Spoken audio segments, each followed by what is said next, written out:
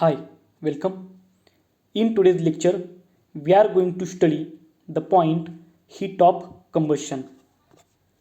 Now, see the definition. Heat of combustion is defined as the change in enthalpy of a system when 1 mole of the substance is completely burnt in excess of air or oxygen. So, these two words, completely and burnt, are highlighted in this definition. So, to determine the heat of combustion of the substance, it should undergo complete burning. Therefore, definition is the change in enthalpy of a system when 1 mole of the substance is completely burnt in presence of excess of air or oxygen.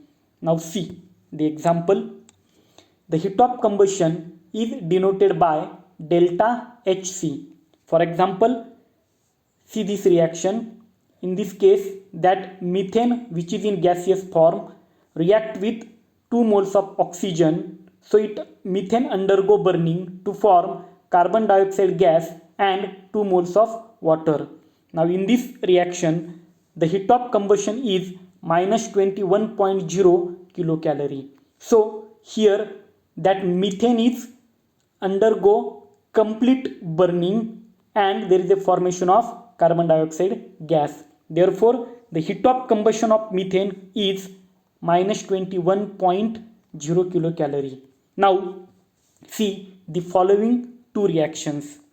In first reaction, that carbon solid react with 1 mole of oxygen to form carbon dioxide gas, and in this reaction delta H is equal to minus 94.3 kilocalorie.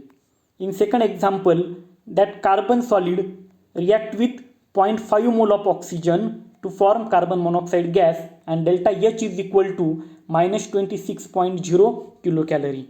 Now, if we compare these two reactions, the delta H is equal to minus 94.3 kilocalorie, which is the heat of combustion for this first reaction. It is the heat of combustion of carbon.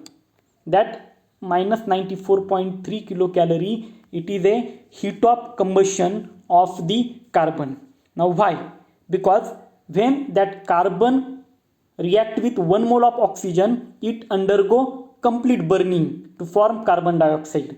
And if we consider this second reaction, in this reaction that carbon solid react with 0.5 mole of oxygen and forms carbon monoxide gas. Now as there is a formation of carbon monoxide, that carbon monoxide can be further oxidized to carbon dioxide. So in second reaction there is a no complete burning.